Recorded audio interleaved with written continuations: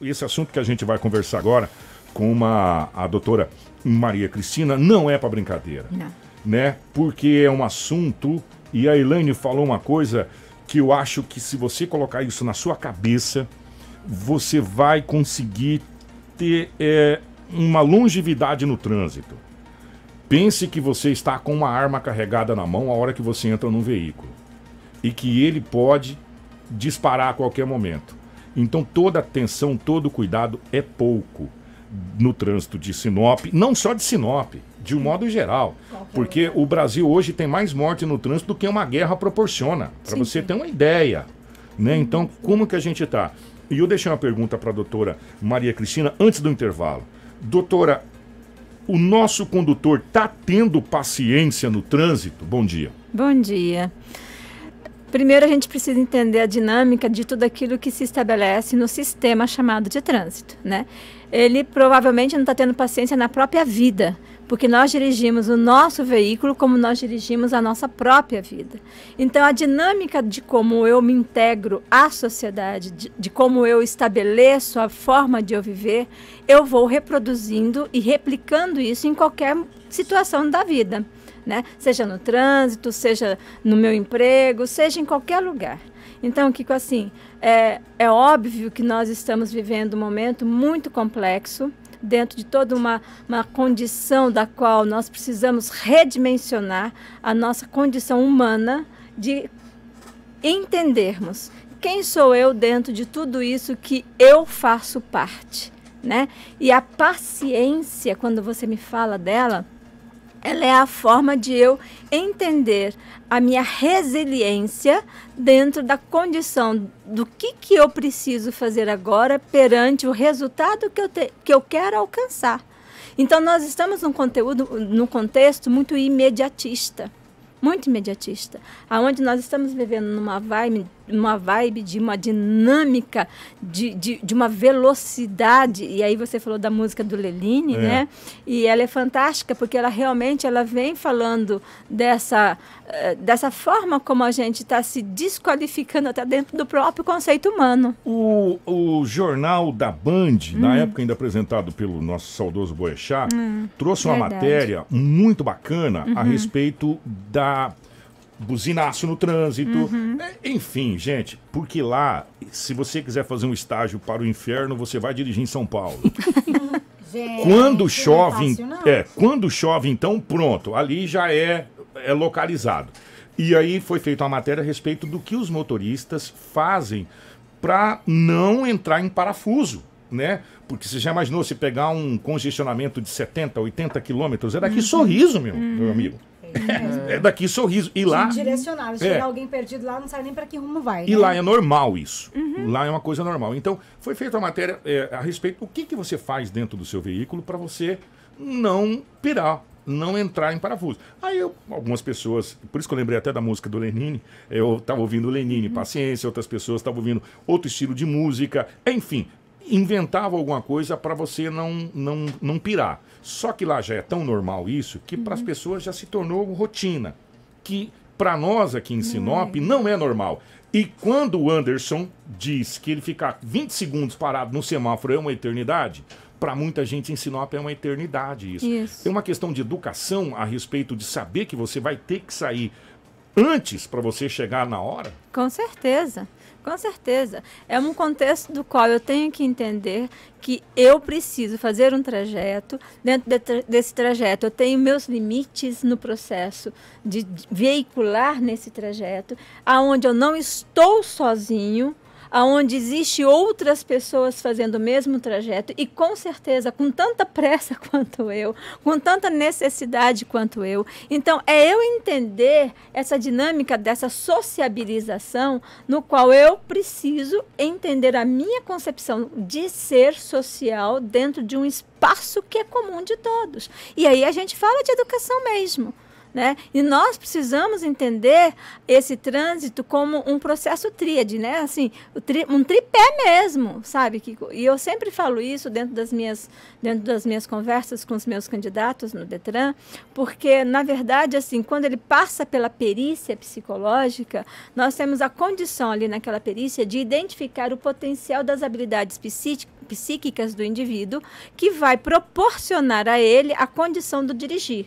Se ele tem capacidade atentiva, se ele tem capacidade de memória visual intrínseca, se ele tem capacidade de analisar a situação com precisão para estabelecer uma tomada de decisão, se ele tem equilíbrio psíquico,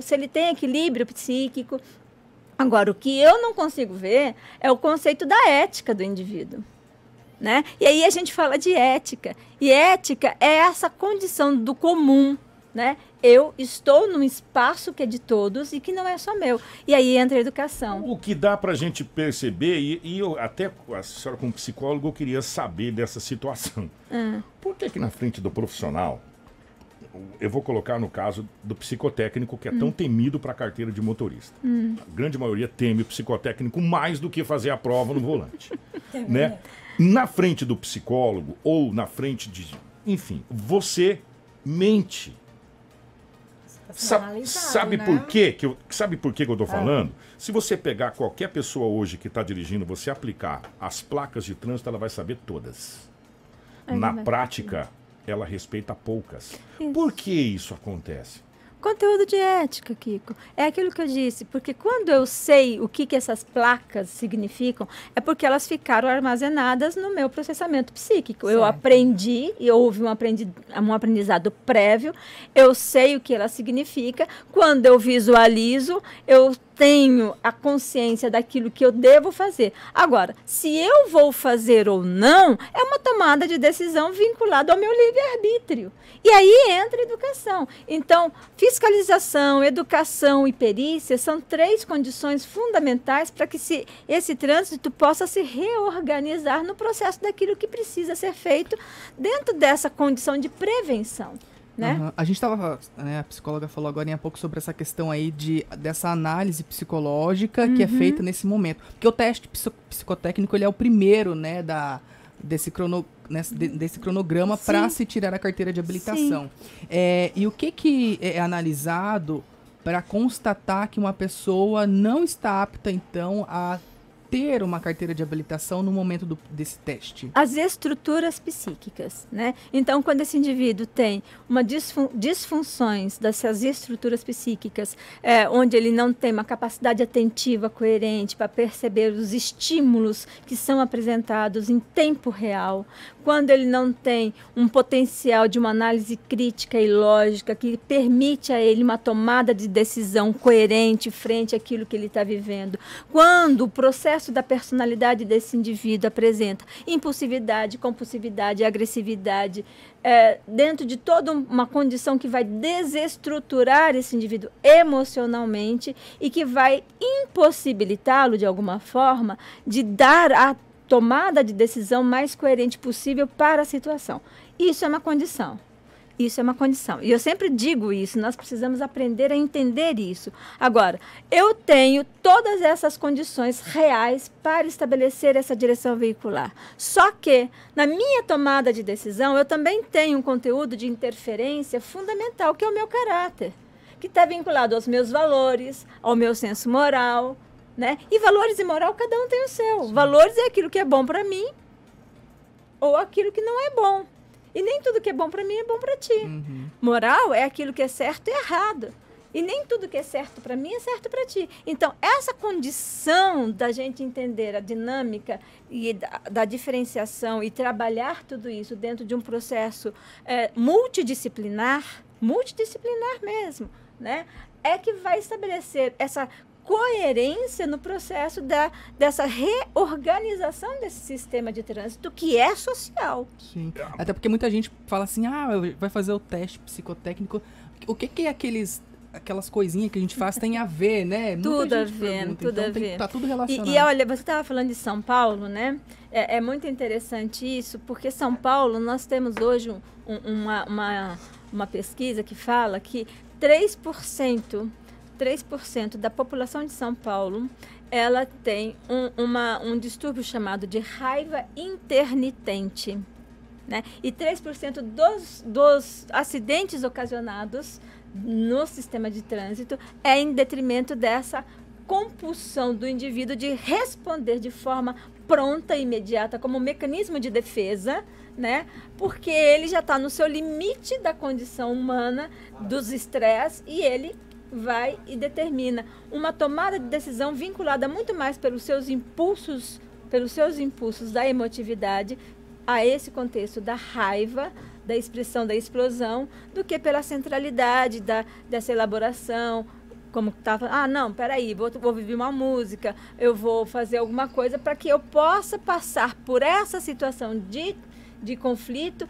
de uma forma mais estresse tranquila. mais tranquilo. Ele utiliza como uma válvula de escape, então. Exatamente, porque os nossos mecanismos de defesa, muitas vezes, quando nós não estamos num processo de equilíbrio, ele nos faz isso mesmo, né? Nós somos muito mais imediatistas, né? Então a gente tem essa descompensação emocional. E a avaliação psicológica percebe isso. 9h22, nós continuamos o nosso bate-papo sobre trânsito aqui com a doutora Maria Cristina, psicóloga do Detran, do Ciretran, do 19º Ciretran. De novo agradecer o nosso querido Adilson Kowalski, o secreta. Grande pessoa. Grande. Se falar Adilson Kowalski aqui, ninguém sabe. Vai falar secreta, todo mundo sabe que é um secreta. Doutora, voltando na questão do trânsito, na questão principalmente de paciência, porque grande parte dos acidentes é por falta de paciência da pessoa querer chegar antes, acelerar, ou ficar bravo e arrancar o carro muito rápido. E aí você tem o quê? O que dá maior índice de acidente, que isso não sou eu que estou dizendo, os relatórios, desatenção no trânsito. E a raiva faz com que você fique desatento. Sim. Né? Te tira a atenção do trânsito.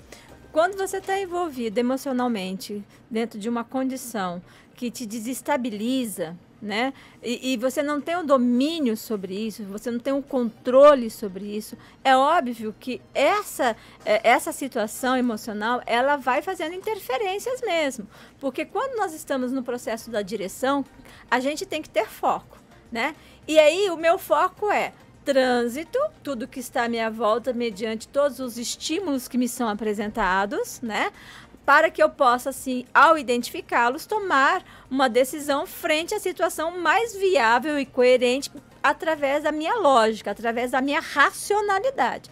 Se eu estou motivado de forma incoerente, de uma forma mais exacerbada, na qual eu não tenho o controle dessas emoções, na qual isso já está acima do limite, é óbvio que isso me tira a atenção mesmo. Eu fiz uma pesquisa e eu vou dizer para você, uma pesquisa, e o dado que eu tenho aqui é extraoficial, tá? Não é um dado oficial, vou deixar bem claro isso.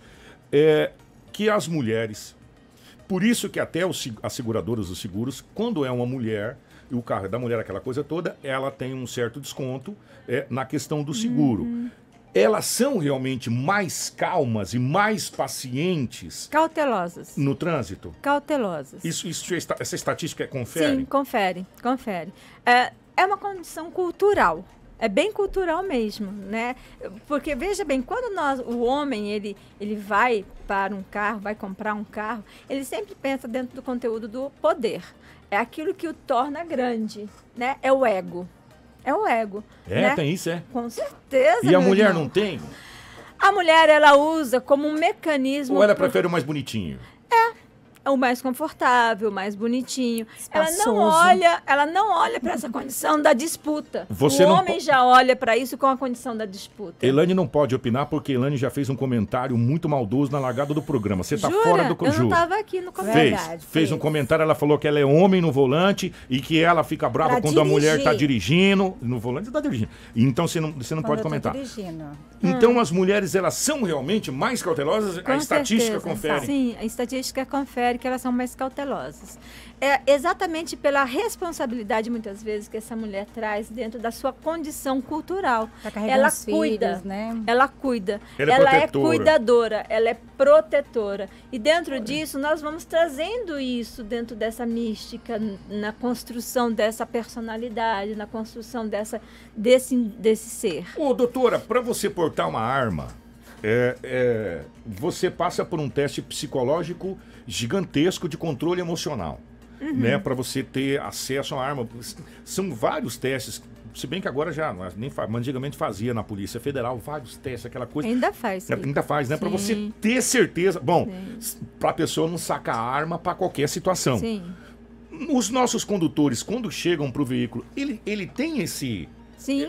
O mesmo teste que é feito Sim. assim? Não são os mesmos, porque as competências São para diferentes. o uso da máquina chamada de veículo é diferente de uma arma de fogo. Tá? Ele tem que ter outras habilidades além do controle emocional. Mas na perícia, e aí eu quero só fazer uma ressalva aqui, que eu acho isso muito importante, até para essa denominação das coisas e elas irem tomando uma proporção maior. Nós não só fazemos psicotécnico, nós fazemos perícia psicológica, é diferente. Psicotécnico foi até 1962. Eu fiz aqueles negócios. Isso, PMK, você fez. Você fez o movimento do PMK, que sempre aplicou em São Paulo e Minas Gerais. Era o carro-chefe da avaliação psicológica para obtenção da Carteira Nacional de Habilitação em São Paulo e Minas Gerais. Um teste maravilhoso, de uma capacidade que nos dá uma condição muito precisa, muito boa na percepção da personalidade do indivíduo. Assim como os outros testes que nós também já temos aqui dentro dessa leitura para a nossa população agora, né? Nós temos Olha, para você ter uma ideia aqui, a gente observa no indivíduo toda a estrutura do processamento psíquico, capacidade atentiva nos 3 tipos de atenção, concentrada, dividida e alternada, a memória visual de curto prazo, a capacidade lógica de tomadas de decisão, a personalidade. Então, isso também é feito para o trânsito. Agora eu vou falar com nossos amigos motoristas de caminhão. A gente tem uma audiência gigantesca com motoristas de caminhão. Graças a Deus, a nossa audiência na estrada é muito boa. Geralmente, isso é uma experiência minha. Quando eu pego a estrada, eu me canso demais, gente. Porque eu não tiro a atenção da estrada em hipótese alguma. Então, além de ser estressante, para mim, eu me sinto estressado numa BR. Eu me canso demais, entendeu? Eu não consigo fazer igual algumas pessoas, sair de Sinop para parar em Campo Grande, mas nem na bala, parceiro. Eu não consigo. Eu tenho que estar constantemente parando o carro, dando uma saída, dando uma respirada, depois volto pro veículo. Ou seja, eu demoro muito tempo para me locomover. Por quê? Porque eu me canso muito e às vezes me dá até ataque de dor de cabeça de tão concentrado na estrada que eu fico. Esse é uma coisa normal ou já está um nível de estresse? Eu tenho medo. Isso, você falou uma coisa séria. O teu medo dentro daquilo que se estabelece no sistema, que é a via, de alto fluxo e de uma velocidade muito rápida, com um histórico de acidentes muito grandes, gera em você um conteúdo de cautela. O medo, quando ele é estabelecido em nós como um processo de cautela, ele é salutar. Ele te faz ficar assim, do jeito que você faz. Você é prudente, você sabe dos seus limites físicos, você sabe dos seus limites psíquicos e você não ultrapassa aquilo que você não dá conta. Eu tenho medo, subida em BR, por exemplo, eu tiro o pé. Porque eu não sei se um outro louco tá vindo de lá para cá, ultrapassando. E se tiver, eu jogo pro lado, eu tiro. Já vai no pensamento. Já. É tipo assim, eu sempre estou imaginando algum acidente acontecendo por alguma situação. Eu não sei se isso é normal, se isso já é paranoia, né, da minha cabeça, mas eu estou sempre imaginando. Se vier, eu consigo fazer isso. Eu queria comentar uma coisa que eu achei bem interessante, porque assim, eu já ouvi falar, né, a psicóloga acabou de dizer, a sua própria experiência, Kiko, que o medo, ele faz a gente ter cautela na rodovia. E eu ouvi muitas pessoas falarem já que para você dirigir em uma BR, você não pode ter medo. Aí a gente tem que entender No medo de dirigir e medo de outras situações. Não, aí a gente tem que entender a condição. Olha o que eu falei. O medo salutar não é aquele que te paralisa. Não é aquele que tira de você a iniciativa de uma tomada de decisão. Não é esse. O medo salutar é aquele que me torna mais prudente pela cautela. Aonde eu fico mais observador, aonde eu fico mais atento, aonde eu tenho mais condições de interagir de forma coerente comigo mesmo, mediante as sensações que eu estou sentindo, porque eu fico mais perceptivo sobre mim mesmo, entendeu? Esse medo que a gente fala em medo, é essa condição dessa cautela mesmo, que eu olho para as coisas sabendo das possibilidades das coisas. É como se fosse aquela pulga atrás da orelha, que sempre pode acontecer alguma coisa, né? Exatamente. O Benhur fala isso, se você tiver medo no trânsito, dificilmente você vai sofrer acidente. Porque o medo, ele é esse processo cautelar, quando salutar. Não é o medo de dirigir ou de pilotar. Exato, É o medo... exato. Não é o né? medo que é estabelecido pelo trauma. Porque o medo estabelecido pelo trauma... E tem isso também, né? Pós-acidente, por exemplo. Exato. Então, o medo estabelecido pelo trauma é aquele que se estabelece como um conteúdo impeditivo. Boa pergunta. A pessoa, e aqui a gente está falando sobre acidente, a pessoa que sofre um acidente, de uma certa proporção, não aquele acidente só de encostadinho, é um acidente onde teve vítimas. Eu não vou nem colocar a vítima fatal, Deus me livre e guarde, mas deve ser pior ainda. Teve vítima, ela fica, de certa maneira, com trauma da direção. Isso é perigoso para ela voltar a dirigir sem ela fazer uma terapia. A reabilitação. Nesse sentido. Né? Eu considero que, mediante o nível desse acidente, mediante o trauma ocasionado na pessoa, eu considero perigoso, sim. Porque ela, com certeza, frente a uma situação que replica aquela anterior que passou, ela provavelmente não vai ter uma estabilidade satisfatória para tomar decisões coerentes frente àquilo que ela precisa fazer. Então, é importante quando uma pessoa que tem traumas, que carrega esses traumas e que não vê isso como uma certa condição de impedimento para a sua direção, que ela vai cuidar disso, sim. Eu acho isso muito importante. Doutor, alguma coisa que a senhora queria ter falado que a gente não tocou no assunto para os nossos motoristas de importância, que passou batido, sei lá, talvez? Quero. Quando você me fala de calma, né? Eu falo muito dessa condição desse ser humano ter esse olhar para si mesmo dentro de um olhar amoroso, né? E dentro disso, reconhecer em si a vida. Se você não reconhece a vida em você e a importância dessa vida, você com certeza não vai entender a dinâmica do que é a proteger a vida. Né? Então, muitas vezes, a gente vem estabelecendo relações, e não é só no trânsito, né? E aí a gente vê o quanto de agressões estão se estabelecendo dentro do próprio sistema familiar, nos empregos, no meio social, onde as pessoas estão matando umas às outras, estão ferindo umas às outras, né? E não é só com revólver, nem com murro, é com palavras também. Então, dentro disso, nós precisamos retomar o nosso conteúdo dessa magnitude humana. Essa humanidade que nós estamos perdendo dentro da nossa verdadeira essência, de entender que a vida é o nosso maior valor e que nós precisamos cuidar dela. Devemos humanizar o trânsito também. Precisamos.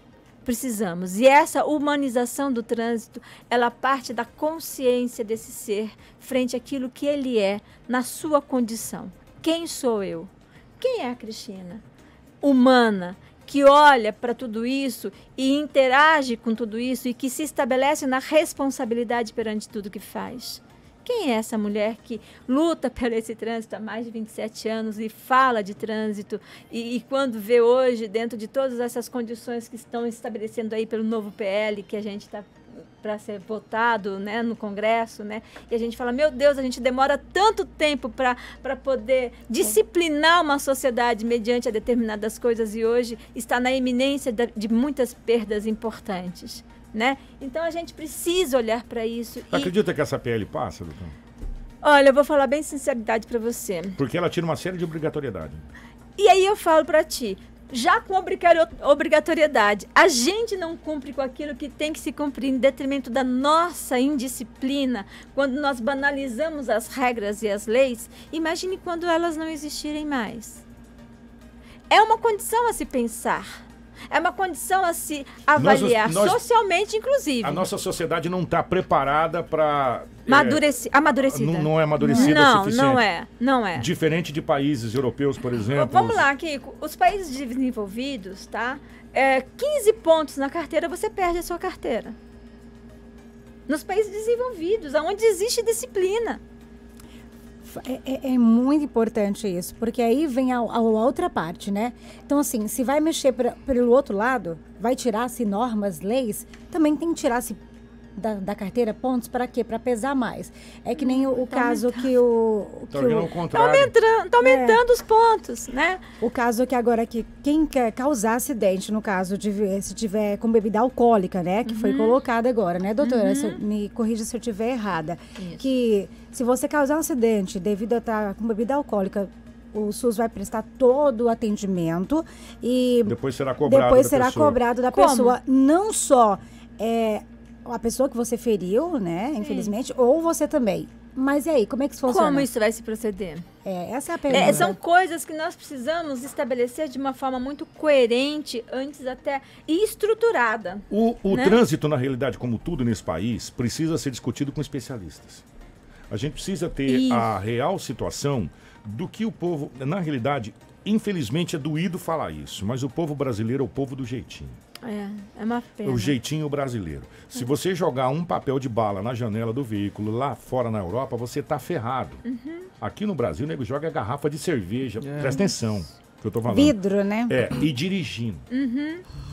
Sendo que beber e dirigir é Já. crime. Não, e Jogar pela janela lixo também é crime, tá? É crime. Desconta ponto E tem na carteira gente e paga que, multa. e tem gente que fala, não, o código de trânsito diz o seguinte, se beber não dirija, então eu tô dirigindo bebendo, então ele não fala nada de dirigir bebendo. Olha Então, só. são algumas situações, eu sempre falo o seguinte, Absurdas, né? você consegue mentir para todo mundo.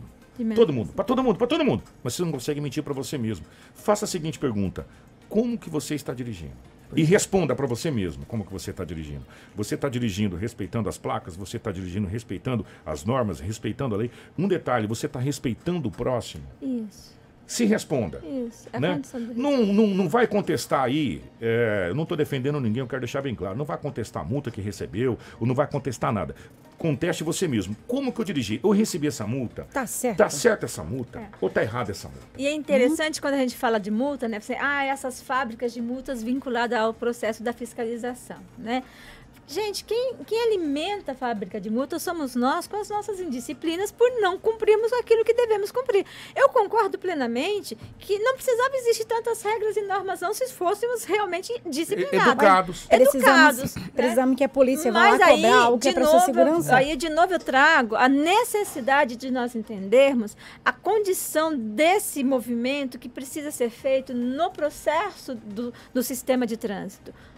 Perícia para identificar o indivíduo coerente para estar dirigindo esse veículo automotor. A educação que vai mudar o conceito de muitas questões estabelecidas dentro do meu conteúdo de ego. E a fiscalização.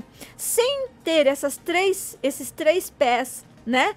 A gente não vai dar conta de mudar tudo isso que está aí. E nós precisamos fazer a condição dessas três condições algo muito mais incisivo. Incisivo mesmo. Muito mais presente dentro da nossa sociedade. As nossas campanhas, elas não têm que ser pontual. Elas têm que ser campanhas continuadas dentro de um processo educacional para a população. Agora vai falar do carnaval, então vamos falar só na época do carnaval. Vai falar dos feriados. Gente, o conteúdo das campanhas educacionais, elas precisam ser contínuo, sabe? A fiscalização, ela precisa ser estabelecida dentro de um processo mais eminente, mais preciso, né?